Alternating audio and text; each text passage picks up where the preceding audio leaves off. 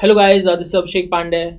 Teachers talk India podcast का ही अगला एपिसोड आज हम शूट कर रहे हैं, जिसमें हम आज बात करेंगे एसओएफ क्लासेस के जो ओनर हैं, जो क्लासेस रन करते हैं, पार्थ सर, उनके साथ। स्पेशली ये जो क्लासेस है वो कॉमर्स के स्टूडेंट्स के लिए है, 11th-12th के बच्चों के लिए।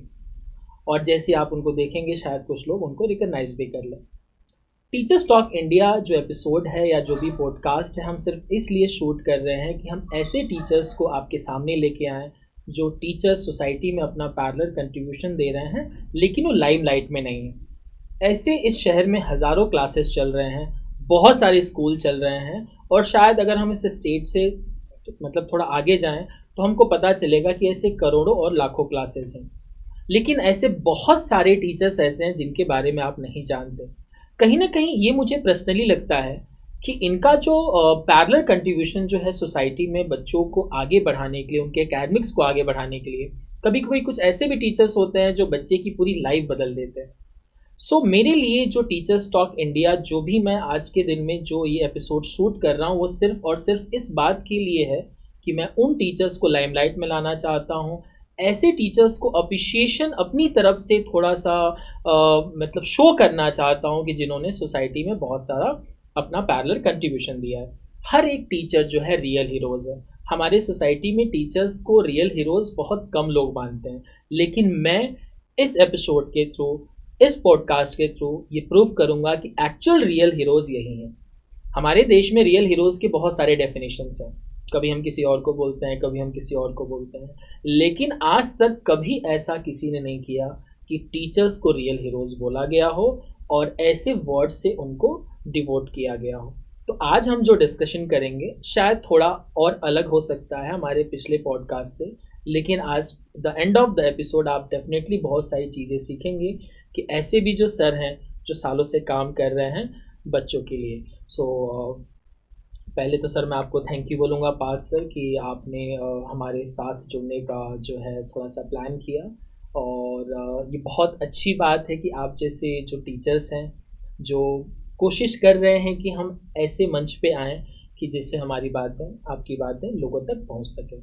So thank you again sir. और पहले थैंक यू सो मच आपको सर, जी आपने इनवाइट किया और आपका बहुत अच्छा इनिशिएटिव जो आपने लिया है। जी आई रियली अप्रिशिएट के कोई ऐसा है जी जो टीचर्स से जाके ढूंढ ढूंढ के उनसे बात कर रहा है जी कि आइए हमसे बात करिए। जी जैसा आपने मेंशन किया कि बहुत सारे टीचर्स हैं और उनकी वॉइस जो है जी वो सुनी जानी चाहिए। जी जी तो congratulations and all the thank you best sir, for thank your you. Mission sir. आपका जो मिशन स्टेटमेंट था बहुत अच्छा लगा सर सुन के। Thank you sir. तो सर जनरली हम जितनी भी पॉडकास्ट शूट करते हैं उसमें सर कुछ कॉमन से सवाल होते हैं, कुछ पर्सन टू पर्सन इंडिविजुअल सवाल भी होते हैं, और कभी कभी कुछ ऐसे भी स्टेटमेंट होते हैं जो कंट्रोवर्शियल हो जाते हैं। तो हम इन सारी बातों को ध्यान में रखते हुए शूट करेंगे कि किसी के लिए ऑफेंसिव ना हो, और ख़ास करके आपके लिए सर। सर सबसे पहला सवाल ये है आपसे कि आपने सर ये जर्नी, ये क्लासेस वाली जर्नी कब शुरू करी सर? कमर्शियल टीचिंग की बात कर रहे हैं सर आप? सर मैं सिर्फ टीचिंग की बात कर रहा हूँ। सर टीचिंग तो ऐसा है कि जब मैं 12th में था खुद, जी तब मेरा जो सबसे बेस्ट फ्रेंड था, मित्र था जो, अच्छा, उसको पढ़ाने में मैं हेल्प करने लग गया था। ओके ओके और हुआ क्या कि जब हमारा रिजल्ट आया, शॉर्ट में ऐसे तो बहुत कहानियां हैं, पर रिजल्ट जब आया ना तो पहली बार मेरे बेस्ट फ्रेंड के पापा, मतलब ऐसा था आधे टाइम वो मेरे घर रहता था, मैं उसके घर रहता था, जो बहुत अच्छी घनिष्ठ मित्रता होती है। उसके पिताजी ने मुझे कॉम्प्लीमेंट दिया कि बेटा तू था तो इसके 52% आ गए। आप सोचिए, Okay. 52 में मुझे तारीफ मिली। ओके बोले बेटा तू था तो उसके 52 आ गए, जी वरना ये गया था। जी तो ये बहुत बड़ा कॉम्प्लीमेंट था।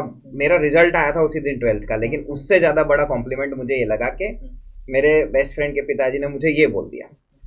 अब उसके बाद ऐसा हुआ कि सर मैं बॉम्बे चला गया पढ़ने के लिए। ओके और सर ये कौन से साल की बात है? ये 2007 की बात है सर। ओके और फिर क्या हुआ कि वहाँ पर कभी ऐसा लगा कि थोड़े पैसे ज़्यादा चाहिए, क्योंकि बॉम्बे का खर्चा थोड़ा ज़्यादा बिल्कुल रहता बिल्कुल थोड़ा है। सा मेरे पिताजी यहीं गुजरात में काम करते थे, उनकी सैलरी गवर्नमेंट एम्प्लॉय की एक नॉमिनल सैलरी, हम्म, पहले गवर्नमेंट एम्प्लॉय की सैलरी भी नॉमिनल होती थी। बिल्कुल तो मुझे इच्छा ही नहीं हुई कि मैं घर पे बात करूं, तो मैंने क्या करा कि वहाँ पर पता चला कि क्लासेस वाले पर आवर पे कर देते हैं, ओके जो मेरे पास थे घंटे के हिसाब से समय निकालने को। पूरे टाइम तो नहीं था, स्टूडेंट था मैं। तो during my student years also, like first year से ही मैं कुछ क्लासेस में पर आवर बेसिस पे मैंने पढ़ाना शुरू कर दिया वहीं लोकल बेसिस पे। 12th के बाद ही सर? जस्ट तुरंत 12th के बाद। Okay. और बहुत बढ़िया एक्सपीरियंस रहा, क्योंकि फॉर्चुनेटली मुझे 12th के तुरंत बाद 11th वालों को पढ़ाने का मौका मिल क्या गया। बात। और उनके साथ पहली बैच के साथ ऐसा था मेरा कि वो मराठी मीडियम से आए थे बच्चे इंग्लिश मीडियम में, तो उन्होंने मुझे थोड़ी मराठी सिखाई और मैंने उनको थोड़ी सी इंग्लिश सिखाई, और काफ़ी अच्छा ओवरऑल एक्सपीरियंस मेरा पहले साल में रहा। फिर ऑन एंड ऑफ मैं टीचिंग करता रहा, मतलब ऐसा नहीं था कि टीचिंग मेरा प्राइमरी ऑब्जेक्टिव था, मैं अपनी पढ़ाई कर रहा था और साथ साथ में ऑन एंड ऑफ जब भी किसी को ज़रूरत पड़ती थी, उन्हें पता था ये पढ़ाता है तो मुझे बुला लेते थे, या मैं खुद कभी कभी पैसे चाहिए होते थे तो चला जाता था। ऐसे कर करके पढ़ाया। और जब मैं LLB कंप्लीट कर रहा था अराउंड द ईयर 2014 के आसपास, 13-14, तब फिर मैंने सोचा कि अब मुझे थोड़े प्रॉपरली अर्निंग शुरू करनी चाहिए। एज भी कुछ 22 ऐसे हो गई थी, तो फिर मैंने सोचा कि चलिए प्रॉपर अर्निंग शुरू करनी है। तो मैंने एक क्लास को एक as a part time faculty properly join किया। उसके बाद 1-2 साल मैंने टीचिंग छोड़ दी 15-16 में, जब मेरी प्रॉपर कॉर्पोरेट एक जॉब थी। एक स्टार्टअप में ठीक ठाक पोजीशन पे मैं था, thanks to my friends. And उसके बाद ये हुआ कि 16 में मुझे रियलाइज़ हुआ कि नहीं, खुद का कुछ करना है। जॉब मतलब ऐसे अच्छी थी पर जच नहीं रही थी, और टीचिंग एक तरीके से लगाव था ही मुझे। तो मैं घर आ गया वापस, और बड़ौदा में मैंने अपने घर से ये इंस्टीट्यूट शुरू करी। उसमें भी फिर कुछ स्टोरियाँ हुई, और 2000 ऐसा गिन लीजिए 17 रफली से मेरा खुद का ही जो सेटअप है, करंट जो हमारा सेटअप है SOF क्लासेस का, उसका बर्थ हुआ। और तो सर हम ऐसा समझ सकते हैं कि आप पढ़ा तो 13-14 साल से रहे हैं, लेकिन ऑफिशियली आपने 2016-17 में शुरू किया? हाँ, आप ये बोल सकते हैं कि फुल टाइम मैंने 16-17 में शुरू करा। बाकी मैं पढ़ा रहा हूँ 2007-8 से, करीब करीब 7-8 में मैंने स्टार्ट किया था, और 2016 के एंड के बाद से अभी मैं काफ़ी टाइम से फुल टाइम, मोस्टली मेरा प्राइमरी प्रोफेशन इज टीचिंग, तो ऐसा बोल सकते हैं। जनरली बहुत सारे लोगों को लगेगा कि टीचर्स टॉक इंडिया के पॉडकास्ट में मैं कॉमर्शियल टीचर्स के साथ क्यों एक्चुअली पॉडकास्ट कर रहा हूँ, लेकिन मैं अपने व्यूवर्स को बता दूँ गाइस, भले ही वो कॉमर्शियल कर रहे हैं, नॉन कॉमर्शियल कर रहे हैं, लेकिन मेरे लिए वो एक टीचर हैं और इस सेगमेंट के लिए वो सबसे फिट पर्सन है। तो इसलिए आप लोग इस चीज़ को बिल्कुल भी गलत तरीके से मत ले जाइएगा कि हम इनके किसी क्लासेस को प्रमोट कर रहे हैं या किसी भी तरीके का। हम सिर्फ इनके एक्सपीरियंसेस को आप तक शेयर करेंगे। जी, उस बात पे मैं कुछ कहना चाहूँगा। मुझे लगता है हर टीचर को कमर्शियल टीचर होना चाहिए। अच्छा, क्या बात। हर टीचर को कमर्शियल टीचर होना चाहिए, देयर इज़ नथिंग बैड।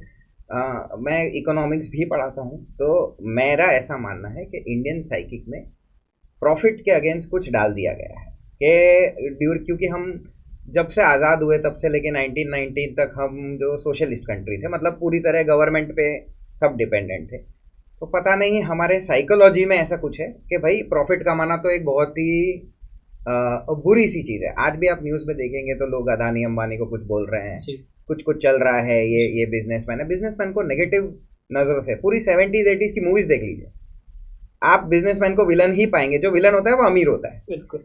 हालांकि ये मुझे नहीं लगता कि ये सत्य है, वैसे मैं तो अमीर भी नहीं हूँ, पर जस्ट सेइंग कि it is not bad to earn profit. तो मैं नहीं मानता कि सर, बहुत ऑनेस्ट आंसर है ये चीज। नहीं, आप करिए। मैं मानता हूँ कि चैरिटेबल भी होना, कुछ बच्चों को सही में ज़रूरत होती है और उनका लाइफ चेंज हो सकता है अगर उन्हें क्वालिटी टीचिंग मिल जाए।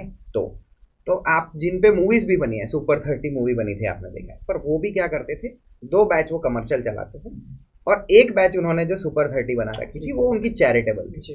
तो विदाउट मनी फ्लो तो किसी का काम नहीं चल सकता। और ये जितने टीचर्स इस बात देख रहे होंगे वो मेरे से अग्री करेंगे कि कमर्शियल टीचर होना ही चाहिए जिससे कुछ ना कुछ फाइनेंशियल ग्रोथ होता है। हाँ। एक्चुअली जो हमारा लास्ट था, जो हमारा पॉडकास्ट था, उसमें तो जो हमारे सर थे, स्पेशली प्रतीक सर, जिनके साथ हम शूट कर रहे थे, उन्होंने इस चीज़ को बहुत पॉजिटिवली बोला कि एजुकेशन को बिजनेस बना रखा है लोगों ने।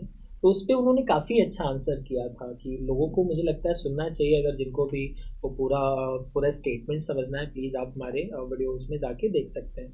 तो सर आप मतलब कॉमर्शियल टीचिंग को आप पर्सनली पॉजिटिव मानते हैं? मैं हर चीज़ में कमर्शियल को पॉजिटिव मानता हूँ। आप देखिए, आपकी एज जिस तरीके से है, आपने देखा होगा वो समय जब राखियाँ पोस्ट से भेजी जाती थी, है ना, और हम पोस्ट को ही एकलौता जरिया मानते थे चिट्ठियाँ लिखने का। आज आप देख लीजिए कितने लोग पोस्ट को एक्चुअली यूज़ कर रहे हैं। ठीक है, तो पोस्ट एक्चुअली सस्ता है, पर लोग महंगी चीज़ यूज़ कर रहे हैं, है ना। क्यों? क्वालिटी ऑफ सर्विस बेटर है।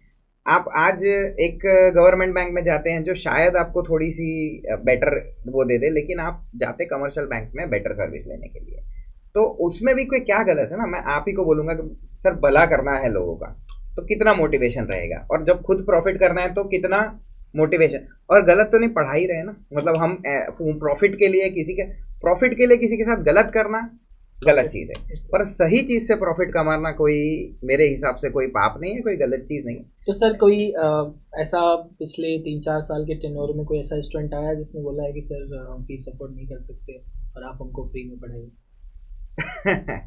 सर फ्री तो या फीस नहीं, हाँ। मतलब डिस्काउंट कर दीजिए, कुछ इस तरह का वाक्य? देखिए सर, ऐसा अब मैं आपको एक इंसिडेंट बताता हूँ, मैं नाम नहीं डिस्क्लोज कर सकता, ना बिल्कुल करूँगा। बिल्कुल बिल्कुल, बोलना नहीं। पर कोविड के समय क्या हुआ था कि एक स्टूडेंट के पिताजी की ड्यूरिंग द ईयर डेथ हो गई। ठीक है, और उसी टाइम मेरा फीस का ड्यू डेट था, मतलब अब वो बच्चा बेचारा इतना ऑनेस्ट के पिताजी का 10वां या 13वां जो है वो बना के आ रहा है, और मेरे से पूछ रहा है कि सर फीस कितनी बाकी है। मैंने बोला तू मत भर अभी, क्योंकि मुझे मालूम है कि जब मेन अर्निंग मेंबर फैमिली का चला जाता है और जब वो सिंगल अर्निंग मेंबर होता है तो फैमिली में क्या कंडीशन है। मैंने बोला देख, तू एक काम कर, तेरे सारे अफेयर्स जो भी घर पे बाकी हैं वो सब तू सेटल कर, जब तेरा हो जाए भले तू अगले साल आना, और जो तेरी मर्जी हो देना, नहीं मर्जी हो तो मत देना। ऐसा मेरे साथ हुआ है। जहाँ तक पेरेंट्स की बात है, मैं ये पर्सनली मानता हूँ कि मैं अगर सर्विस अच्छी दे रहा हूँ तो कोई अगर डिस्काउंट वगैरह मानता है तो मैं नहीं मानता उसमें कि मैं डिस्काउंट क्यों करूँ, मैं सर्विस बढ़िया दे रहा हूँ। पर जैसे ये ऐसा जेन्युइन केस है जिसमें मैं खुद सामने से, वो बेचारा तो आके पूछ रहा है, तो मुझे लगता है वो भी बच्चा जेन्युइन था जो इस तरीके। पर उसने फिर क्या करा, ऐसा नहीं कि उसने पूरी फीस नहीं भरी, थोड़ा अमाउंट उसने नेक्स्ट ईयर आके मेरे को चेक दिया 1 साल बाद, जो मैंने अपेक्षा नहीं रखी थी। और मैं इसमें ज़रूर मानता हूँ कि जिसको जेन्युइनली हेल्प की ज़रूरत है उसे हेल्प मिलनी चाहिए, पर वो भी हम तभी कर पाएंगे जब, मुझे मान लो 10 बच्चे हैं, 10 के 10 नहीं फीस दे रहे, तो आप इंस्टीट्यूट ही नहीं चला सकते ना, उस दिक्कत में रहेगा। तो सर जब आपने शुरू किया 2017 के अपने जो भी आपकी जर्नी रही है, तो जब शुरुआत हुई और आज तक आपने किस तरह के चैलेंजेस फेस किए, मेजर चैलेंजेस? मैं बिजनेस के अलावा बात कर रहा हूँ सर। मतलब आप टीचिंग पॉइंट ऑफ व्यू से पूछ रहे हैं? टीचिंग पॉइंट ऑफ व्यू से पूछ रहा हूँ। तो सर मेरा एक मोटो रहा है, मेरी क्लास का नाम भी जो है SOF है, which is in full form substance over form. Okay. अगर आप उसे प्योर हिंदी में ट्रांसलेट करते हैं तो उसका मतलब होता है गुण रूप से ऊपर है, फॉर्म के ऊपर गुण है। और मेरी क्लास में पढ़ाने का हमेशा से ये मोटो रहा है कि मैं कभी भी जब कुछ पढ़ाऊँ तो उसका कुछ अर्थ निकल के आना चाहिए, उसका कुछ मीनिंगफुल निकल के आना चाहिए। तो जैसे 10th तक जो बेसिक पढ़ाई होती है उसमें तो ऐसा है कि बच्चे का बेस ही सेट हो रहा है, उसको लैंग्वेज सिखाई जा रही है, बेसिक हिस्ट्री सिखाई जा रही है, उसकी आइडेंटिटी। पर हम जब 11th-12th में पढ़ाते हैं तो उसका पर्पस ये होता है कि इसको आगे प्रोपेल करके हम इसको एम्प्लॉयमेंट में या किसी स्किल्ड वर्कर में कन्वर्ट करेंगे। तो मेरा मानना यह है कि आप जब भी कुछ सीख रहे हैं, अगर आप निरर्थक सीख रहे हैं, मीनिंग नहीं है उस चीज़ में, आपने कुछ रट्टा लगा लिया एंड फॉर दी टू, तो उसका मतलब नहीं है। पर मेरा मेजर चैलेंज ही ये रहा है आज तक जितने साल टीचिंग में, कि अगर कोई बच्चा ये माइंडसेट लेके आता है कि पढ़ाई का मतलब सीखना नहीं है, पढ़ाई का मतलब रटना है, अच्छा, तो मेरे लिए वो बहुत चैलेंजिंग सिचुएशन हो जाती है। क्योंकि मेरा जो पर्सनल टीचिंग स्टाइल है, जो जिस फिलॉसफी में बिलीव करता हूँ, मैं मानता हूँ कि अगर आपको नहीं समझ आया ना तो आप आंसर मत लिखिए, मार्क्स जाने दीजिए। अच्छा, ठीक है, आप ही बोल देते हैं बच्चों? मैं बच्चों को साफ बोल देता हूँ, क्वेश्चन छोड़ दो। नहीं, आपको समझ नहीं आया तो आप क्या, अगर कोई मुझसे एग्जाम के एक दिन पहले आके बोलता है कि सर शॉर्टकट में आप मुझे कुछ 4 चीज़ें दे दीजिए जिससे मैं कल का एग्जाम लिख दूँ, अब इसका मतलब है उसे विषय तो नहीं समझना, या समझ नहीं सकता एक दिन में वो। मैं बोलता हूँ रहने दे तू, मना कर दे। हाँ, अगर उसे समझा है, उसने पहले मेरा क्लास अटेंड किया है, उसके बाद उसे कुछ डाउट्स हैं, रिवीजन चाहिए, भूल गया है, उसके लिए मैं ऑलवेज 100% अवेलेबल हूँ। पर आपने बेसिक जो पढ़ाई करनी थी वो करी नहीं, उसके बाद आप लास्ट में आके बोल रहे हैं कि मुझे कुछ शॉर्टकट दे दीजिए, और ये मेंटालिटी मुझे बहुत ही ज़्यादा बुरी लगती है, भले वो रेगुलर क्लास में हो या लास्ट मोमेंट पे हो। पर अगर आप ऐसा कुछ चाहते हैं कि आपको मीनिंग समझे बिना, डीप में कोई सब्जेक्ट में जाए बिना, आपको कुछ कटाक दे के मिल जाए जिससे बस मेरे मार्क्स आ जाए, तो वो आप गलत कर रहे हैं। इसी के कारण आज एजुकेशन हमारी जो है बदनाम है, मैं पर्सनली ये मानता हूँ। क्योंकि बहुत सारे ग्रेजुएट्स निकल जाते हैं और आप देखते हैं ग्रेजुएट्स जॉब के कैपेबल नहीं। ऐसा कैसे हुआ? क्या सिलेबस गलत है? क्या इंजीनियरिंग में कुछ गलत चीज़ सिखाई जा रही है? नहीं नहीं, ना कोई बीकॉम में कोई गलत चीज़ नहीं, वहाँ पे चीज़ें सही सिखाई जा रही है। आपका जो उसको पढ़ने का नज़रिया है वो गलत हो गया। आपने रट लिया 6 मार्क का ये सवाल आएगा, इसको मैं यहाँ लिख दूंगा, उसको वहाँ लिख दूंगा, तो 11 मुझे जवाब आएगा। बच्चा सर काफी मैच्योर हो चुका होता है, तो जनरली सर मेरे स्टाइल से बच्चे रिस्पॉन्ड करते हैं, पर कुछ बच्चों के साथ क्या हो जाता है कि उनका माइंड ट्यूनिंग ये हो जाता है, या कुछ पेरेंट्स के साथ भी ऐसा होता है कि पढ़ाई जो है वो केवल मार्क्स लाना है और ये आंसर रटना है 5 मार्क का, 5 मार्क का आंसर लिखना है और मार्क्स ले आने हैं। जब वो मेंटल ट्यूनिंग हो जाता है, जब उन्हें सीखने में इंटरेस्ट नहीं होता, तो those are the most challenging things for me in general. क्योंकि मैं जब भी पढ़ाऊंगा मैं मीनिंग बिना नहीं पढ़ाऊंगा, भले कोई लास्ट मोमेंट पे आ जाए, एग्जाम के 4 दिन, बोर्ड एग्जाम के 4 दिन पहले आ जाए, तो जब तक तुझे मतलब नहीं समझा तब तक तू आंसर लिखने का मैं शॉर्टकट नहीं सिखाता हूँ। मेरा तरीका ये है। अब इस बात में ये मेरा पर्सनल बहुत स्ट्रांग बिलीफ सिस्टम है। ये सर टीचिंग को लेके चैलेंजेस था, और बिजनेस, क्योंकि सर आप पूरे कॉमर्शियल हैं, तो इस बात पे भी आपका फोकस रहता होगा कि अब बिजनेस वाले भी चैलेंजेस आपको फेस करने पड़ते होंगे कि इस साल ये नंबर है हमारे यहाँ, इस अगले साल कैसे होगा, पिछले साल ज़्यादा थे। इस तरह के भी चैलेंजेस आप फेस करते होंगे सर, और उसको कैसे ओवरकम करते हैं?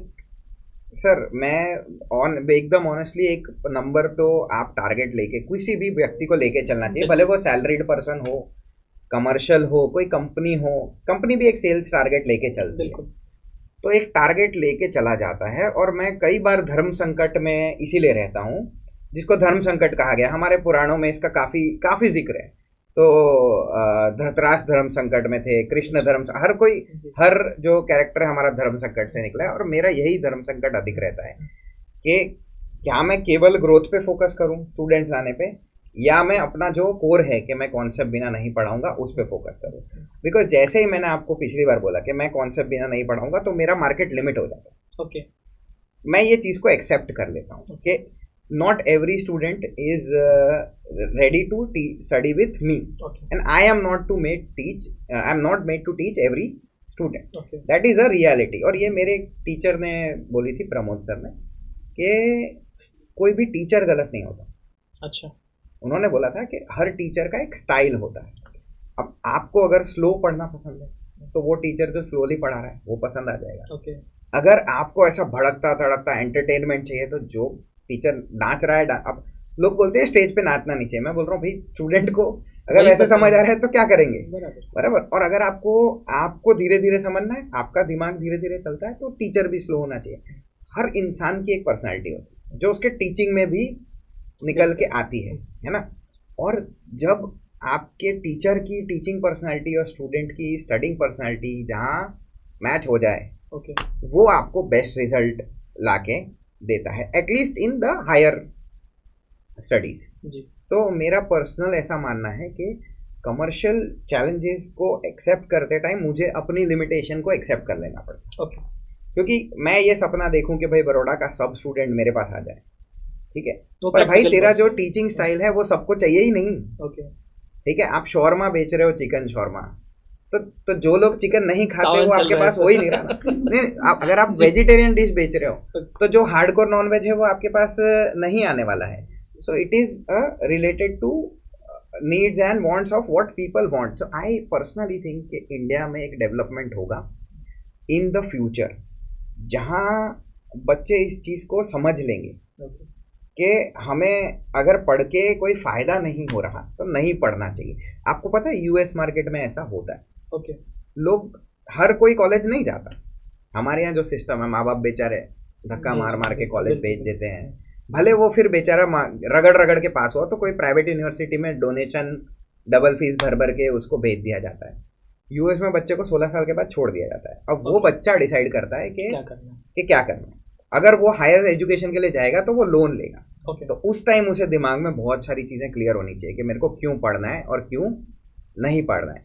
आई थिंक हमारा भविष्य आज नहीं तो 15-20 साल बाद वहां जा रहा है जहां हर बच्चा डिसाइड करेगा कि उसे क्या पढ़ना है और क्यों पढ़ना है, जिसमें हमारी जो न्यू एजुकेशन पॉलिसी है बिल्कुल उसमें भी कुछ उसमें कुछ ऐसा है और मुझे बहुत उम्मीद है।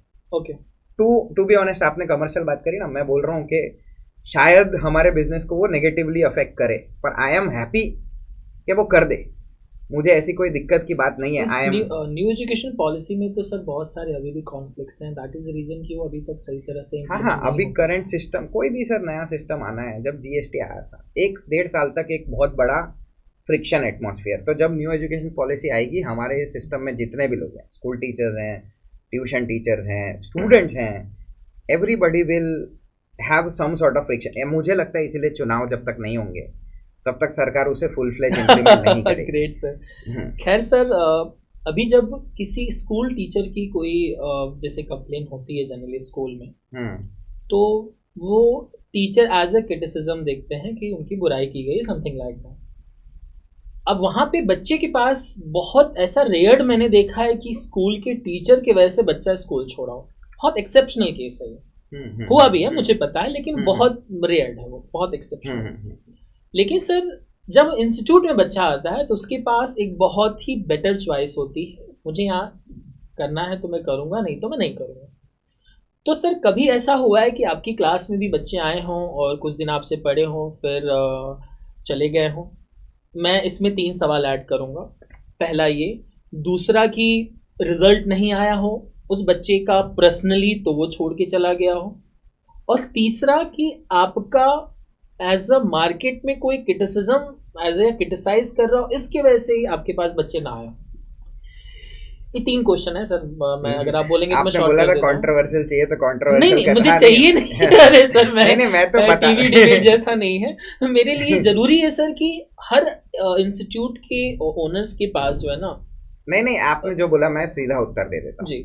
बहुत ही रेयर केसेस में पहली 2 चीजें हुई हैं कि कोई बच्चा आया तो कुछ दिन उसने देखा और उसे नहीं जमा तो वो चला गया। ठीक है। आई थिंक मेरे इतने सालों में एक या इक्का दुक्का केस ऐसा कुछ रहा होगा। ठीक है। ऐसा हर साल नहीं होता है? हर साल तो बिल्कुल क्योंकि सर आप डेमो भी देते हैं तो मैं डेमो देता हूँ डेफिनेटली, और मेरा डेमो का कन्वर्जन रेट भी क्लोज टू 90% है। अच्छा, क्लोज टू 90-95% है मेरा। एक बार डेमो आ गया बच्चा, फिर जाने की संभावना बहुत कम रहती, होते हैं तो भी केसेस, है ना। और कोई क्लास रेगुलर ज्वाइन कर लिया उसके बाद छोड़ा हो ऐसा तो हार्डली इतने सालों में एक या 2। मान लीजिए 11th में बच्चा पढ़ा, हाँ, उसका रिजल्ट वैसा नहीं आया जैसा कि वो पेरेंट्स एक्सपेक्ट, हाँ वो चाहते थे या पेरेंट्स एक्सपेक्ट, तो सर उसमें ऐसा होता है कि क्योंकि सर ये हर जगह होता है। नहीं होता ही है, नहीं उसमें कोई बात नहीं है। मैं आपको मेरी सच्चाई बता रहा हूँ कि अगर पेरेंट्स ऐसे, ये भी फिर अगेन द रेट इज इक्का दुक्का या 3-4 स्टूडेंट रहे होंगे in the 5 to 7 years of my institutes existence, and अगर रिजल्ट नहीं आता है तो उसके 2 कारण हो सकते हैं, ठीक है, 3-4 कारण हो सकते हैं। ऐसा कोई भी चीज, कोई भी result is a complicated matter, तो इट इज पॉसिबल कि मैंने जब पढ़ाया बच्चे को समझाई या बच्चा ध्यान नहीं दे रहा था, it is one of the possibility first. तो मेरा फंडा ये है सर कि आई विल ट्राई कि मैं एक बार नहीं पढ़ाऊं, अच्छा मैं 4 बार पढ़ाऊं। ओके। तो झक मार के तुझे एक बार तो किसी न किसी बच्चे को सुन लेना पड़ेगा।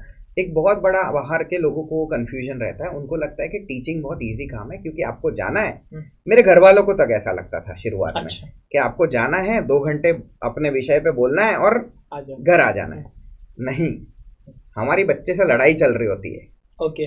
क्योंकि देखिए कोई भी ह्यूमन मेंटालिटी, कोई बच्चा है 15-16 साल का, उसकी इच्छा नहीं है कि वो इतनी बड़ी बड़ी किताबें पढ़ ले, हमें उनसे पढ़ाना है। ओके। तो ये हमारा टास्क है। तो I take everything as a responsibility personally, and what I try to do is give my best. तो मेरे ही फिर अगेन मेरे एक टीचर का कोट है, इसलिए मेरी लाइफ भी मेरे टीचर से बहुत इन्फ्लुएंस है। शिरीष व्यास सर है, मुंबई में पढ़ाते हैं, आज भी पढ़ाते हैं डायरेक्ट टाइप्स। उन्होंने बोला था give your best and leave the rest to God. तो मेरा काम है पुरुषार्थ करना और पूरा पुरुषार्थ करना, ठीक है। फिर उसके बाद अगर किसी बच्चे का रिजल्ट नहीं आ पा रहा है, मैं कई बार ये भी इंटरफेयर करता हूँ कि मैं उनकी लाइफ में भी जाऊँ। हालांकि वो हमें, मेरा पर्सनल मानना है कि टीचर्स को नहीं करना चाहिए एक लिमिट तक, पर अब जब जरूरत ही पड़ जाती है कि नहीं पढ़ रहा, तब हमें करना पड़ता है। बट ये मेरे साथ कोविड के बच्चों में ज़्यादा हुआ है टू बी ऑनेस्ट। उसके पहले या उसके बाद भी मुझे नहीं लगता कि ऐसी प्रॉब्लम है, पर जो बैचेस जो कोविड में थी, जब उनका 9th 8th 9th या 10th चल रहा था, उन बैचेस में ये समस्या हल्की सी ज़्यादा है कि despite all your efforts there is some lagging on the result end. But generally speaking मुझे ये दिक्कत नहीं आती, क्योंकि पेरेंट्स, इवन व्हेन, मेरे साथ ऐसा भी हुआ है कि 11th में रिजल्ट नहीं आया, 12th में बच्ची फर्स्ट रैंक आई बोर्ड में। ऐसा हुआ है। मेरे चैनल पे पॉडकास्ट जैसे आप हम शूट कर रहे हैं, ऐसा मैंने शूट करके डाला हुआ है। एंड दैट इज बिकॉज उनके पेरेंट्स को भी पता था और मुझे भी पता था और बच्ची को भी पता था कि हमारे साइड से सारे बेस्ट एफर्ट्स हुए हैं। और मैं कृष्ण भगवान में इन द सेंस के नहीं बिलीव, इन द सेंस मैं ये मानता हूँ कि उनके जो टीचिंग्स हैं उन्हें हमें फॉलो करना चाहिए। तो सर, अब आप कृष्ण को देख लें, उन्होंने क्या करा था कि आपका हक किस पे है? कर्म पे है। आपका हक फल पे नहीं है। और ये चीज हर बच्चे को भी पता होनी चाहिए, हर पिताजी को भी पता होनी चाहिए और हर टीचर को भी पता होनी चाहिए। और जहां तक ये दिक्कत है कि कोई बच्चा छोड़ के अगर चला गया तो आप उसे कैसे एक्सेप्ट करेंगे? मेरे लिए बहुत सिंपल है सर। मैं फिर बोल रहा हूँ कि हमारे कथाओं में जो राम का वर्णन है वो क्या है? राम ने पूरी लाइफ, राम जी ने स्ट्रगल किया है। तो जिस दिन उनको गद्दी मिलने वाली थी, उसके नेक्स्ट डे उनको वनवास मिल गया। तो अगर कोई एक दो बच्चे छोड़ के जा रहे हैं तो उनकी उस पे हमें विचार नहीं करना है। हरिवंश राय बच्चन की कविता थी जिसमें 2 शब्द उन्होंने कहे थे कि जीवन में मधु का प्याला था, तुमने तन मन दे डाला था, जो छूट गया सो छूट गया, अब रोना क्या घबराना क्या। तो मैं तो उन भी बच्चों को best, all the best wish करता हूँ। हालांकि वो है ही कुछ गिने चुने, और मैं ये विश करता हूँ कि मैं पूरा एफर्ट मेरी साइड से इतना डालूं कि जो छोड़ के जाए वो भी ये ना बोल सके कि यार सर ने नहीं पढ़ाया था। ठीक है, तो हम जो कर सकते हैं, हमारा जिस चीज़ पे पूरा कंट्रोल है वो हम पूरी तरह करें। और जब ये हर टीचर करेगा तो खुद ही हो जाएगा। और मुझे एक और चीज़ पे दुख नहीं होता, जैसे मैंने आपको पहले ही बोला कि हर टीचर का एक स्टाइल होता है, हर बच्चे का एक लर्निंग स्टाइल होता है, वो मैच होना चाहिए। अब किसी बच्चे का अगर नहीं मैच हो रहा और वो दोस्तों के चक्कर में मेरे क्लास में ज्वाइन कर गया कि मेरे 5 दोस्त जा रहे हैं, मैं चला जाता हूँ। मेजरली आजकल वो भी ऐसा ही रहा है, बहुत हो रहा है। तो वहीं पे प्रॉब्लम आती है जनरली। और उस केस में अगर बच्चा छोड़ के कहीं और जाता है जहाँ उस टीचर का और उस बच्चे का लर्निंग स्टाइल मैच कर रहा है, तो पर्सनली बोलूँ, मैं खुश हूँ। मैं उस बात से बहुत खुश हूँ कि उस बच्चे का रिजल्ट, क्योंकि हम किसके लिए काम करते हैं सर? अल्टीमेटली रिजल्ट के लिए काम करते हैं। और not just result in terms of marks but also in terms of the understanding. So if that student feels कि उसका style of learning is different than my style of teaching, I most welcome them to leave. But honestly speaking sir, बहुत ही कम rate रहा है, इक्का दुक्का इतने सालों में कुछ गिन के मैं उंगलियों पे गिन सकूँ ऐसे स्टूडेंट रहे। हालांकि टोटल करीब 1000 से ऊपर मेरे इंस्टीट्यूट से स्टूडेंट्स हो चुके होंगे। सर, वो क्रिटिसिज्म वाला आंसर आपने अभी भी नहीं दिया कि कभी रूमर्स आपने भी, जैसे बच्चा कभी क्लास में आया होगा, उसने बोला अरे सर हमने आपके बारे में, वो बच्चे ऐसे बोल रहे थे, ये बोल रहे थे, कभी क्या बच्चे ने कभी पूछा है आपसे या आपने खुद सुना हो किसी थर्ड फोर्थ पर्सन से? देखिए सर, आजकल कंपटीशन का माहौल है तो बुराइयां होंगी, क्रिटिसिज्म होगा, ऐसा तो हो ही नहीं सकता कि ना हो। ऐसा तो भगवान राम जी के लिए भी हुआ है, भगवान कृष्ण जी के लिए हुआ है, तो हम लोग तो ह्यूमन बीइंग है सर। यही बोल रहा हूँ ना सर। ठीक है, नहीं तो हुआ तो होगा। अब क्या हुआ है सर, थोड़ा सा कुछ एक आध चीजें बताइए कभी जो बहुत आपको हर्ट किया हो कि एक बार आप कभी होता है लाइफ में ऐसे इंसिडेंट? तो सर, मैं पर्सनली मानता हूँ कि हमें इन ऐसे क्रिटिसिज्म का रिप्लाई ही नहीं करना चाहिए। ओके। और जो क्रिटिसिज्म कर रहा है उसकी मेंटालिटी क्या है वो भी जरा सोचनी चाहिए। या तो वो चाहता है कि उसे कोई पर्सनल गेन हो जाए, या वो चाहता है मुझे कोई नुकसान हो जाए, या third possibility, very rare case में ये है कि उसे जेन्युइनली लगता है कि वो जो क्रिटिसाइज कर रहा है वो सही में वो ऐसा मानता है कि कुछ गलत है। अगर थर्ड पॉसिबिलिटी है तो उसे बोलने दीजिए। अगर फर्स्ट या सेकंड पॉसिबिलिटी है तो भगवान कृष्ण में यकीन करिए कि कर्म अपना हिसाब कर लेगा, मेरा मानना है। तो जब भी कोई ऐसा कुछ होता है, जब बच्चे मेरे पास आके बोलते हैं कि XYZ ने ऐसा बोला या फलाना ने ये बोला, तो I try to respond diplomatically and what my response is कि मैं जो पढ़ा रहा हूँ वो किताब में है, मैं किताब से ही पढ़ा रहा हूँ। ओके, ठीक है, and there is nothing, if I am not teaching anything wrong then it is not my responsibility to justify कि ये क्या है और वो क्या है। और बच्चे क्योंकि रोज मेरे से मिलते हैं, रोज मुझसे पढ़ते हैं, तो अगर मेरे नेचर पे या ऐसा कोई सवाल उठाया जाता है तो उन्हें 100% पता होता है कि सर का कैरेक्टर क्या है। पहला नया बच्चा आएगा, शायद 1-2 महीने नहीं पता होगा उसे, पर विद इन अ मंथ उसे पता चल जाता है कि सर का कैरेक्टर क्या है, क्लास का मोटो क्या है। जो मैंने आपके साथ अभी शेयर किया, मैं पहले ही महीने में बच्चों के साथ तुरंत शेयर कर देता हूँ, और and they see it happening during the time. So दूसरा कोई क्रिटिसिज्म मुझे अफेक्ट नहीं कर सकता। हाँ, अगर कोई टेक्निकल सब्जेक्ट पे ऐसा कर दिया जाता है कि ये सर गलत पढ़ा रहे हैं या ऐसा कुछ बोल दिया जाता है, then I have to justify myself, because बच्चों की पढ़ाई मेरे लिए सबसे ज़्यादा इम्पॉर्टेंट है। And it is very easy at the school level because books है। कॉलेज में आप ये कर सकते हो शायद, क्योंकि कॉलेज में डिफाइंड सिलेबस नहीं है, वेल डिफाइंड बुक्स नहीं है, पर अब नेशनल लेवल पे जो बुक में लिखा है अगर मैं वो पढ़ा रहा हूँ तो मैं सही पढ़ा रहा हूँ, उसमें कोई गलत सही का सवाल नहीं तो होता सर है। ये मतलब पढ़ाने को लेके कभी कुछ हुआ होगा, कभी ऐसा खास करके पर्सनल अटैक टाइप के, जनरली ऐसा कभी हाँ, हुआ नहीं हो, नहीं, आपने सुना हो? पर्सनल अटैक सर मैं बहुत पहले कुछ मेजर घटनाएं हुई थी, किसी ने ट्राई किया था। अच्छा, पर generally speaking sir personal attack stick नहीं करते, क्योंकि क्या है, आप एक साल मनवा लेंगे लोगों को कुछ बोल के, अगले साल क्या करेंगे आप? हर साल, मतलब आप सोचिए किसी के जीवन का पर्पस ये है कि मैं XYZ के बारे में बुरा बोलूं और वो मैं हर साल कर, और मैं तो नहीं हार मानने वाला ना। मेरा अगर मान लो एक साल कुछ हो भी गया तो मैं क्या करता हूँ, अगले साल फिर खड़ा हो जाता हूँ, जो हमें हमारे भगवानों ने सिखाया है जो करना। मैं पूजा में नहीं मानता, मैं आज तक मंदिर नहीं गया 14 साल से पिछले, लेकिन जो उनकी सीख है उसे इम्प्लीमेंट करने में मैं 100% मानता हूँ। तो मेरे लिए पूजा का अर्थ है जो उन्होंने सिखाया उसे इम्प्लीमेंट करना, और मैं तो वही करता हूँ। तो मान लो आप एक साल, तो कौन बंदा सोचिए जो 3-4 साल तक ये करता रहेगा कि मैं XYZ की बुराई करता रहूँ, ना मेरा उसमें दिमाग लग रहा ना उसका दिमाग लग रहा। तो मेरे ख्याल से इवेंचुअली ये सब चीज़ें जो है ये शॉर्ट टर्म होती है, और मैं कोई भी चीज़ लाइफ में बहुत ज़्यादा शॉर्ट टर्म सोच के नहीं करता। कोई भी चीज़ इमीडिएट बेनिफिट के लिए नहीं करता। हाँ, इमीडिएट बेनिफिट चाहिए होता है, पर आप जनरली जो लॉन्ग टर्म व्यू लेके चलेंगे तो ये सब दिक्कतें ऑटोमेटिक सॉल्व हो जाती है खुद ब खुद। सर जनरली ये सवाल सिर्फ इसीलिए है कि इससे हर इंसान कहीं ना कहीं सफ़र कर रहा है, ऐसा तो हो ही नहीं सकता कि कोई सफ़र ना कर रहा हो। मैं थोड़ा सा इसको डीपर लेवल तक लेके जाते हैं कि कभी इसकी वजह से आपका बिजनेस वाला नुकसान हुआ है? हाँ, होता है, वो हुआ है। ठीक है। और सर क्योंकि आपने बोला कि वो 1 साल तक रहेगा, लेकिन जिस बच्चे के दिमाग में अगर कोई परसेप्शन फिट हो गया तो वो अपने दोस्तों या उसके नीचे करेक्ट हो जाता है सर, वो करेक्ट आपको लगता है वो करेक्ट हो जाता है? 110% करेक्ट हो जाता है। क्यों?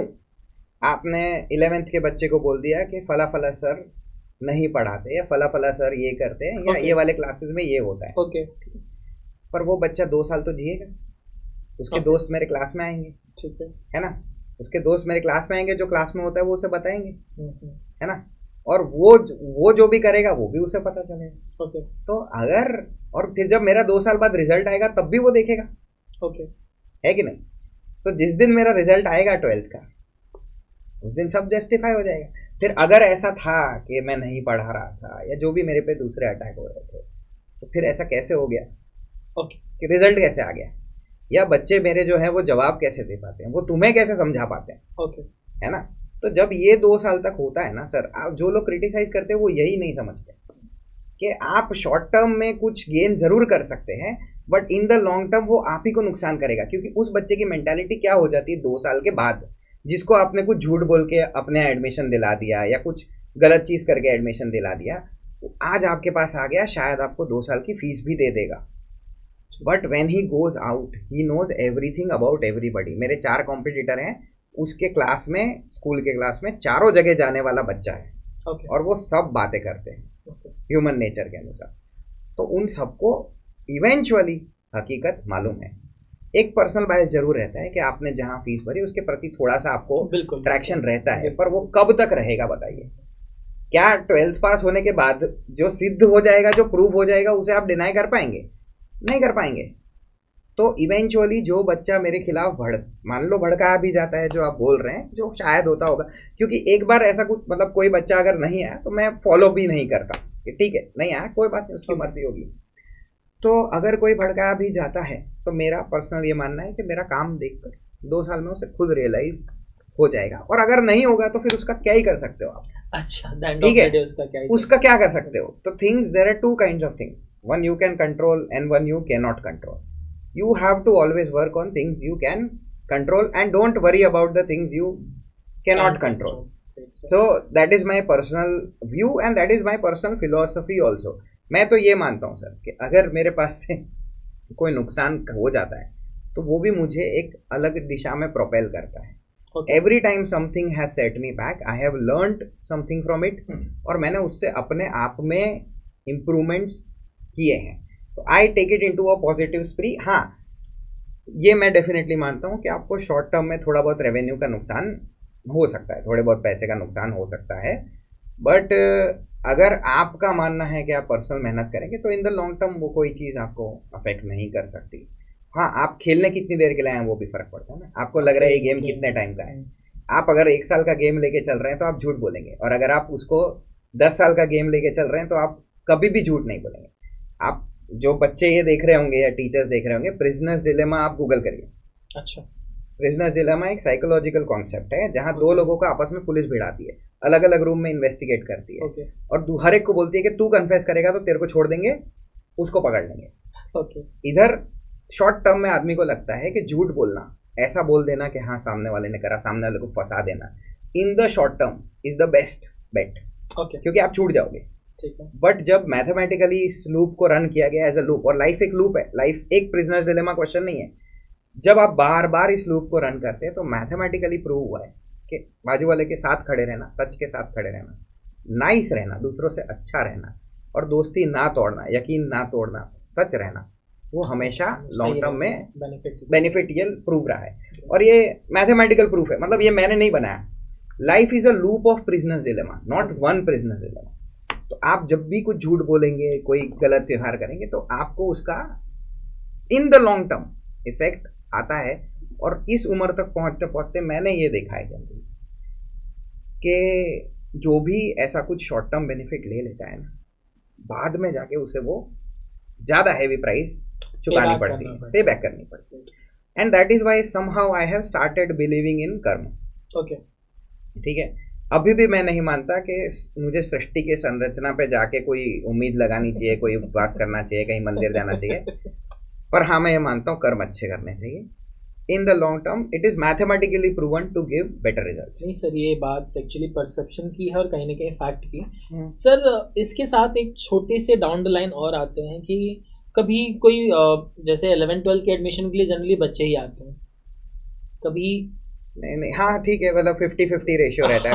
हाँ, तो कभी पेरेंट्स ने क्रिटिसाइज किया हो कि सर कुछ ऐसा हो गया कभी कभी? हाँ देखिए, एक बात रहती है, मेरी जो उम्र है, मैं ट्राई करता हूँ कि पेरेंट्स मिले और मैं उन्हें एक चीज़ समझा दूँ कि जो एज है, जो मेरे पास जो बच्चे आते हैं, दे आर बिटवीन 15.5 to 17.5, 18 तक, मतलब 15, 16, 17. बहुत ही एक डेलिकेट एज है. क्यों डेलीगेट बोल दिया मैंने, पर डेलिकेट एज है इन द सेंस के वो ना फिजिकली काफ़ी बड़े हो चुके होते हैं.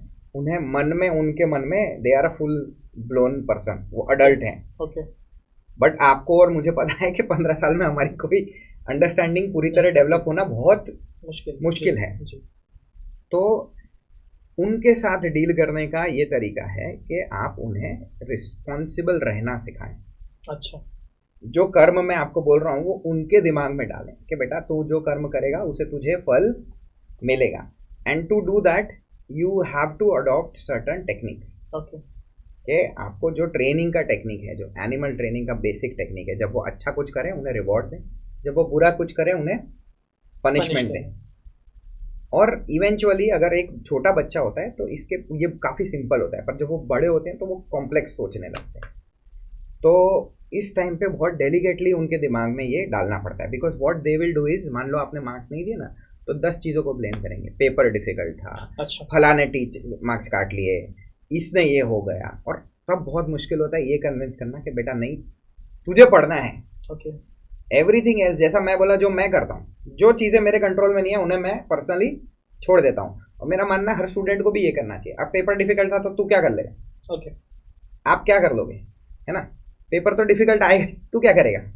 ठीक है, अगर इतने मार्क्स काट रहे हैं तो तू क्या कर लेगा? तू तो वो उसका नहीं कट सकता ना कंट्रोल। तुझे क्या करना है? पढ़ाई करनी है। और मैं ये मानता हूँ कि जो कंटिन्यूस एफर्ट डालता रहेगा उसे आज नहीं तो कल रिजल्ट रिजल्ट मिलेगा। आएगा, है ना? और फॉर्चुनेटली या अनफॉर्चुनेटली समझिए आपके, मेरे को काफ़ी कोऑपरेटिव पेरेंट्स मिले हैं ओके।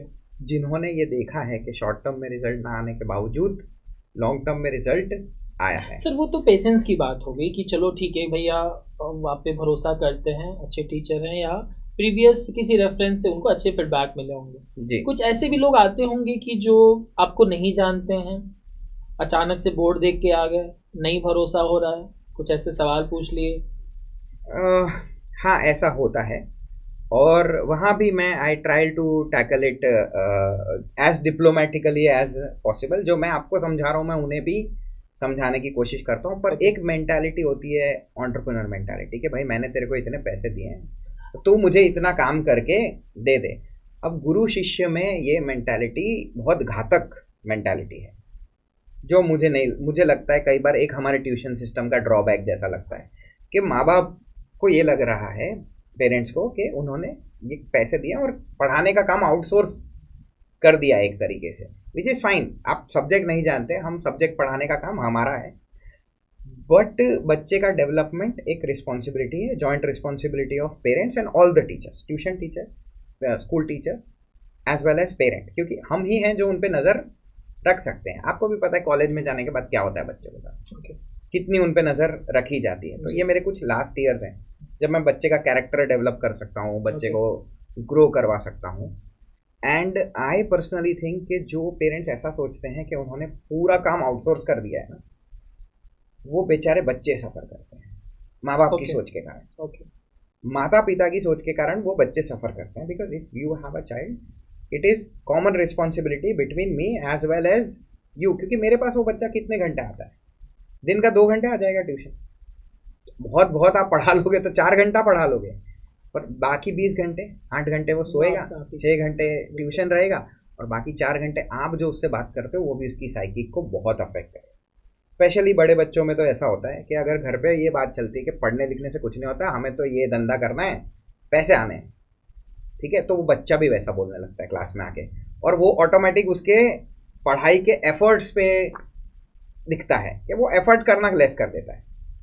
और मेरे साथ ऐसा हुआ है, फिर जैसे ही उस बच्चे ने एफर्ट बढ़ाए फिर वापस रिजल्ट आने लग गया। तो और अगर घर पे ये डिस्कशन हो रहा है कि नहीं तेरे ट्यूशन में तू जा रहा है तो तेरे को मार्क्स आने ही चाहिए, तो फिर वो बच्चा भी ऐसा सोचने लगता है कि यार मैं तो ट्यूशन जा रहा हूँ तो मुझे तो मार्क्स आने ही चाहिए। अरे पर ट्यूशन में समझने के बाद आपको रिविजन करना है, डाउट्स पूछने हैं, अगर वो प्रोसेस कंप्लीट होगा और तो फिर कितना भी कॉम्प्लेक्स पेपर आ जाए, मैं मानता हूँ कि आप उसे सॉल्व कर। और मैं मानता हूँ टफ पेपर आना बहुत अच्छी बात है, या छोटे मोटे टेस्ट में कम मार्क्स आना एक बहुत पॉजिटिव चीज़ की तरह मैं मानता हूँ। सो दैट जो आप एक एक बैटल मत देखिए, आप युद्ध को देखिए। ठीक है, युद्ध कहाँ हो रहा है मेरा, स्पेशली 11th-12th का, 12th बोर्ड एग्जाम्स। तो जब आप छोटे छोटे बैटल में चोट खाते हैं तो आप और स्ट्रांग हो जाते हैं। Something that doesn't kill you will make you stronger. तो मैं ऐसा पर्सनली मानता हूँ। हाँ, ये मुझे दिक्कत जरूर देता है एवरीडे फंक्शनिंग में। सर लेकिन काउंसलिंग में बच्चा भी बैठा है, मान लीजिए पेरेंट भी बैठे हैं, और पेरेंट ने वो जो पैसा दिया है वाला जोन में चले जाते हैं और टेकन फॉर ग्रांटेड लेते हैं, और ऐसा भी बच्चा, वही बच्चा अगर सेम क्लास में बैठता है तो मुझे लगता है कि शायद वो थोड़ी कम इज्जत करता होगा आपकी क्लास में। आपकी मतलब हर टीचर की एक बात again a very rare scenario, but हाँ ऐसा एक बच्चा दो बार सर हुआ क्योंकि है। वो एक बच्चा पूरी क्लास में मैसेज तो पास ऑन कर ही देता है अपने बिहेवियर से। हाँ, नहीं वो होता ही है। एक देखिए, मैं ऐसा ट्राई कर, देखो हमारे टाइम पे गुरु और शिष्य का रिलेशन कम्प्लीटली अलग था। हमने तो मार खा के पढ़ा है। मैं भी सर, हाँ, हमने बहुत मार खाई है, और घर पे भी मार खाई है और स्कूल में भी मार खाई है। सरकारी स्कूल में पढ़े थे हम, केंद्रीय विद्यालय में। तो that was a different era. ये बहुत पहले की बात है, बहुत पिटाई वाली बहुत अभी पहले, तो बहुत अब legal आई चल डोंट थिंक रहा होता है। होता भी होगा तो बहुत ही है। रेयर केसेस में, कुछ सिनेरियोस में, रूरल एरियाज में। पर अब जो हमारा संबंध है, मैं मानता हूँ कि we are much more frank with the student, not frank to the limit of being a friend, but frank to the limit of being a elder brother और something close to a parent who is more approachable. ठीक है। So basically हम थोड़े ज़्यादा Frank हैं। वो मेरी मेरी इच्छा ऐसी हमेशा रहती है कि वो भी कुछ बोले। अगर उसे लग रहा है ना, मेरे बच्चे मुझे साफ बोल सकते हैं कि सर क्लास में बोर हो रहा है, आई एम हैप्पी।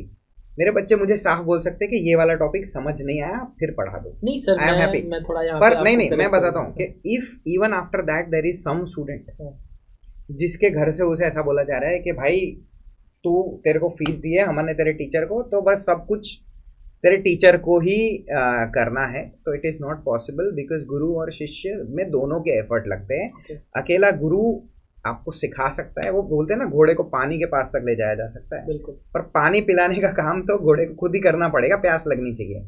और बिजनेस का भी बेसिक रूल है कि जब तक कस्टमर की वो नीड नहीं है तब तक आप उसे वो बेच नहीं सकते। सेल मी दिस पेन वाला जो क्वेश्चन है ना, कि ये पेन बेच दो, जी। और भाई सामने वाले को लिखना पढ़ना नहीं आता तो उसे पेन क्या बेच दोगे। बिल्कुल सर। तो इन दैट केस मैं पर्सनली ये मानता हूँ कि वो मेरा कस्टमर ही नहीं था, वो मेरा स्टूडेंट ही नहीं था, ओके ओके।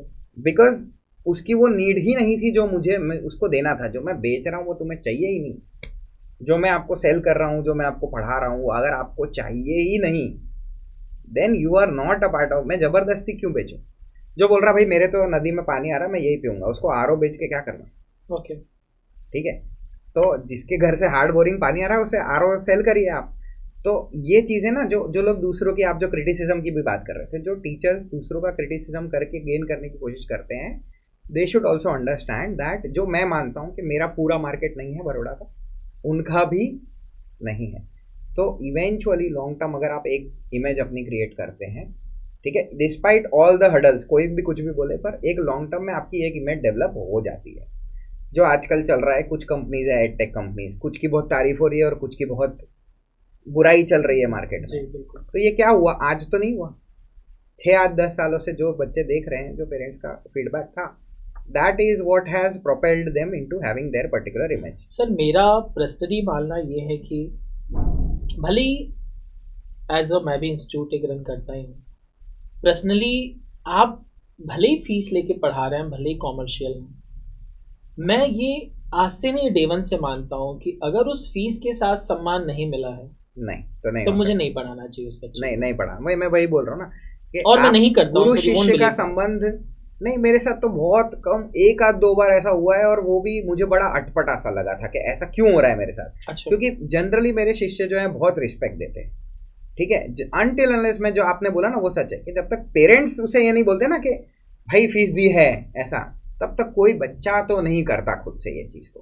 मुझे लगता है पहले पेरेंट्स जो है बच्चे बच्चे को ये समझाएं कि मेरा उनके साथ जो भी डील है दैट इज मैं, आप मानेंगे सर, ये जो आप रिस्पेक्ट की बात कर रहे हैं ना, मैं जब क्लास में बच्चे चिल्लाते हैं तो मैं बोलता हूँ सर शांत हो जाइए, मैडम शांत हो जाइए। अच्छा। क्यों?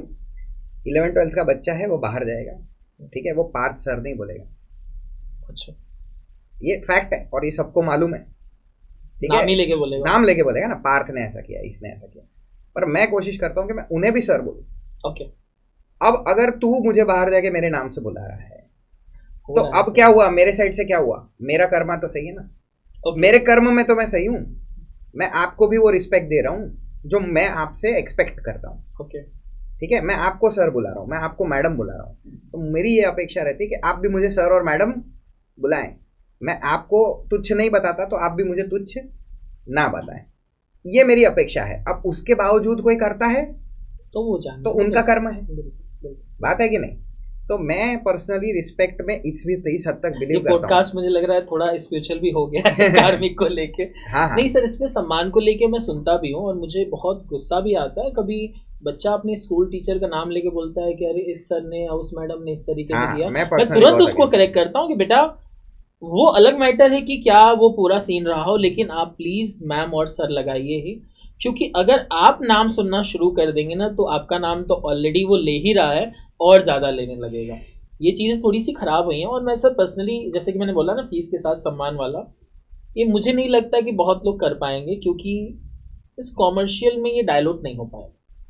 लोगों को बहुत सारा पैसा चाहिए, बहुत सारे स्टूडेंट्स चाहिए, तो उसमें थोड़ा सा ये होता है ना, विश पान जैसा लोग कर ले रहे हैं, और मुझे नहीं लगता उससे कोई बहुत ज़्यादा फर्क पड़ता नहीं, है। आपको सर एक ऑनेस्ट बात मैं अगर बताऊं तो कई सारे ऐसे टीचर रहे हैं इतिहास में, और इवन कमर्शियल ट्यूटरिंग देख लीजिए, या जो वर्ल्ड फेमस टीचर रहे हैं, जो नेट पे फेमस है, जिनके लेक्चर्स फिजिक्स वगैरह के हार्वर्ड में जो पढ़ाते हैं, या हमारे बंसल जो कोटा में जो थी, तो कुछ टीचर्स का सर ऐसा रेपुटेशन होता है ओके, कि उसमें 1000 बच्चे भी क्लास में अगर बैठे हो ना, तो 1000 के 1000 क्लास का शांत रिस्पेक्ट है। करते हैं। और मुझे लगता है जनरली ये थोड़ा हायर एजुकेशन में ज़्यादा होता है, छोटे में बच्चों की ही समझ थोड़ी परिपक्व नहीं होती। लेकिन कैसे समझाऊँ आप, उदाहरण के तौर पे मेरे अकाउंट्स के टीचर रहे हैं दिल्ली से, प्रवीण शर्मा। ओके, मैं गया नहीं फिजिकल कभी, मैंने ऑनलाइन ही उनसे पढ़ा था क्योंकि मैं तो यहाँ था। पर मैंने ऐसा सुना है, और जो वीडियोस में भी दिखता था, कि 800 बच्चे बैठते थे।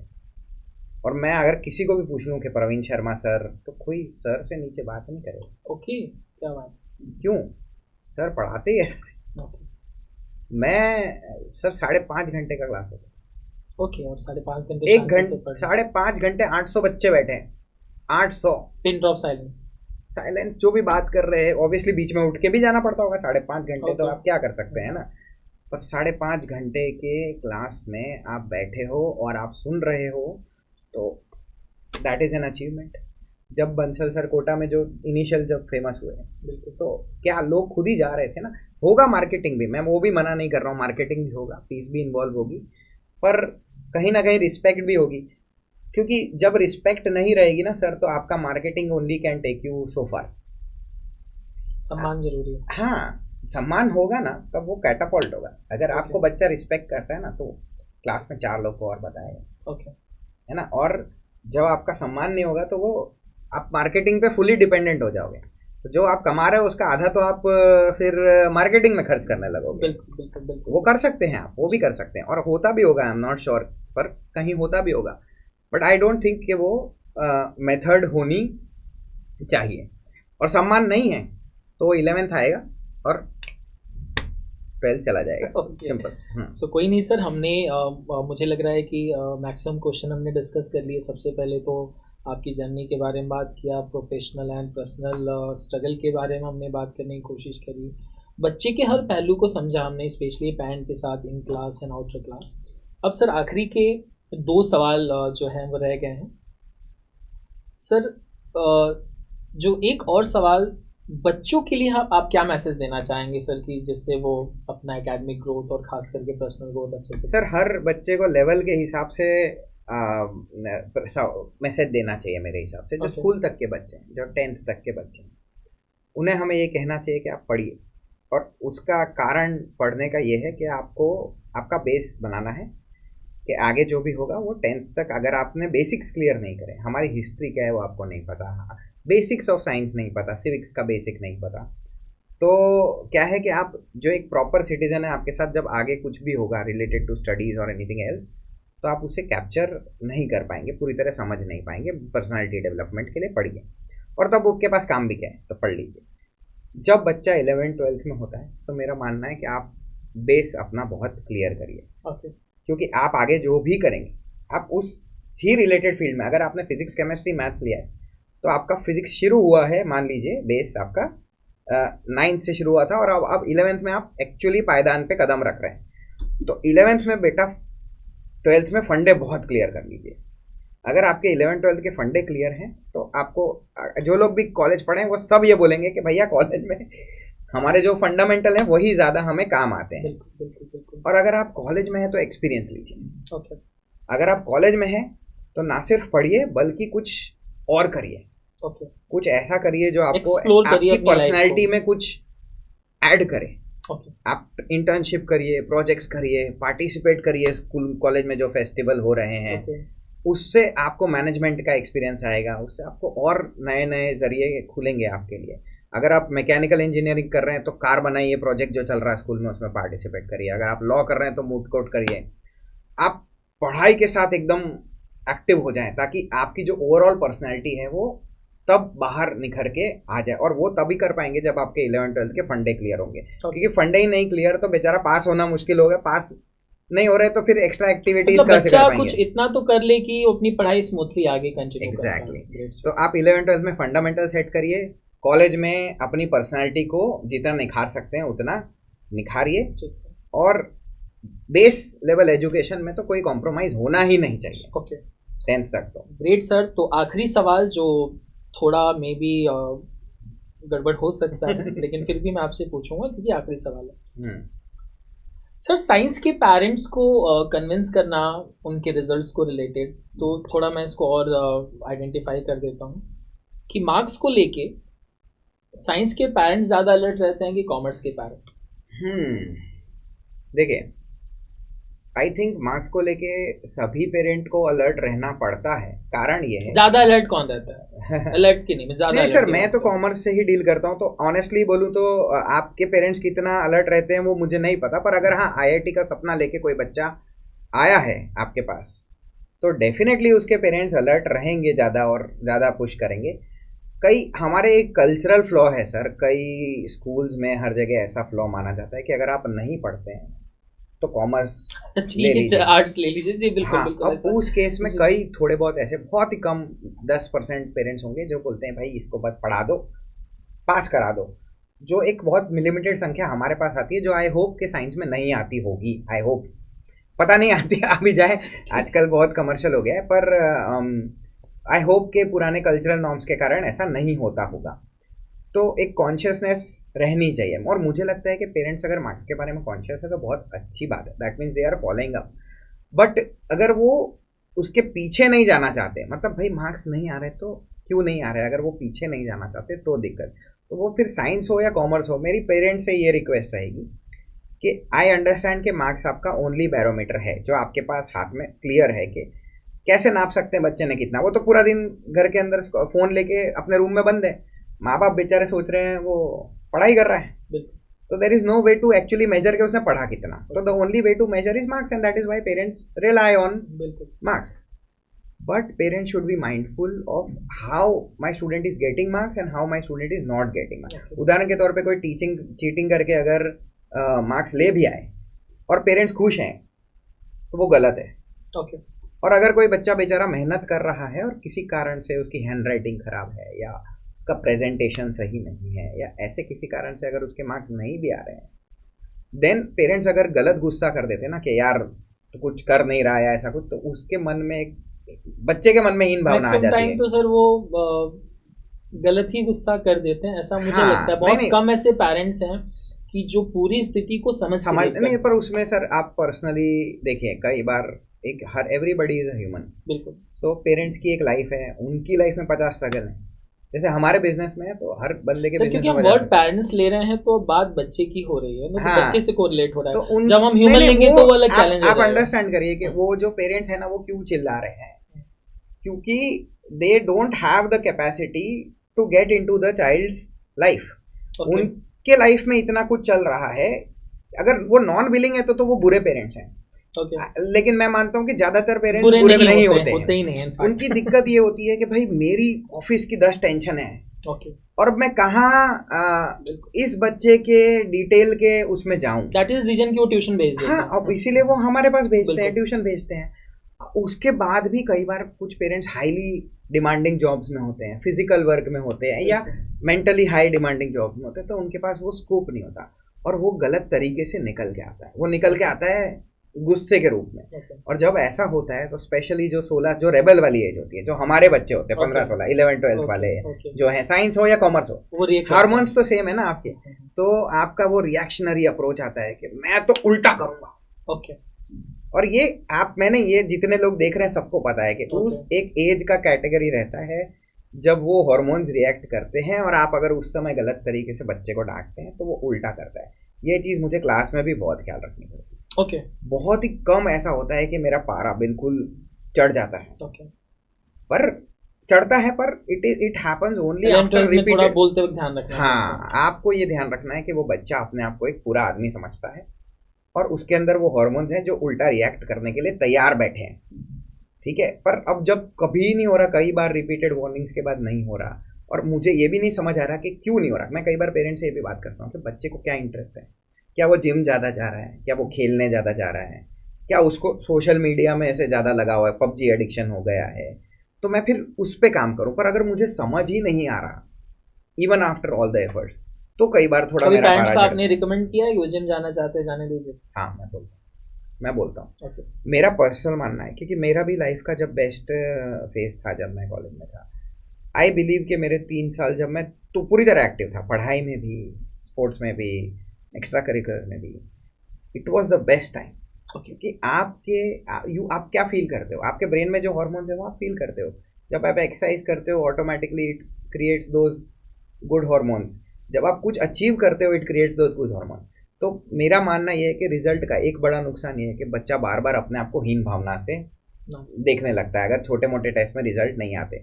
जिसके आते हैं वो फिर उसमें वो पॉजिटिव रीइंफोर्समेंट होता है। तो मेरा मानना है कि अगर वो पॉजिटिव रीइंफोर्समेंट की कमी है तो पेरेंट्स को पॉजिटिव रीइंफोर्समेंट ऐड करना चाहिए। अब उसमें भी नेगेटिव है, ऐसा भी नहीं बोल सकते पेरेंट्स को कि आप पॉजिटिव है। वो लाड़ प्यार में बच्चे को आईफोन 14 प्रो मैक्स दिला रहे हैं। ये भी है, मतलब बैलेंस्ड होना चाहिए। हाँ, शायद आपका अप्रोच बैलेंस होना चाहिए। उसके लिए आपको बच्चे की लाइफ में घुसना ही पड़ेगा, आप ही का बच्चा है सर। तो आखिरी सवाल की को रिलेशन के फिर वो आखिरी लाइन पे जाते हैं। सवाल का आंसर सिर्फ हाँ ना में दीजिएगा।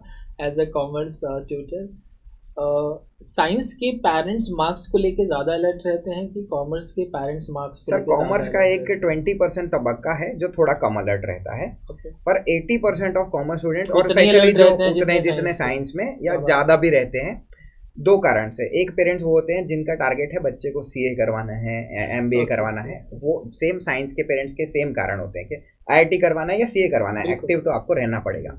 दूसरा कारण कि अगर बच्चा मान लो नहीं परफॉर्म कर रहा, उसने कॉमर्स लिया और पेरेंट्स एक्टिव हैं, तो वो चाहते हैं कि मेरे बच्चे में इंप्रूवमेंट हो, और मेरे लिए वो गोल्डन होता है। मैं पर्सनली उसे as a boon, as a gift मानता हूँ कि वो मुझे मिल गया। ऐसे पेरेंट्स मिल गए जो चाहते हैं कि बच्चे में इंप्रूवमेंट हो। जो पेरेंट्स थोड़े बहुत निराश हो चुके होते हैं ना, वही ऐसा करते हैं कि मार्क्स को लेके एक्टिव नहीं है। पर उनमें उनकी गलती नहीं होती। उनके साथ पहले निराश, या तो वो खुद पढ़े लिखे थोड़े कम होते हैं, या उनके साथ पहले ऐसे कुछ हो चुका होता है जिसके कारण उनने आशा छोड़ दी होती है उस बच्चे से।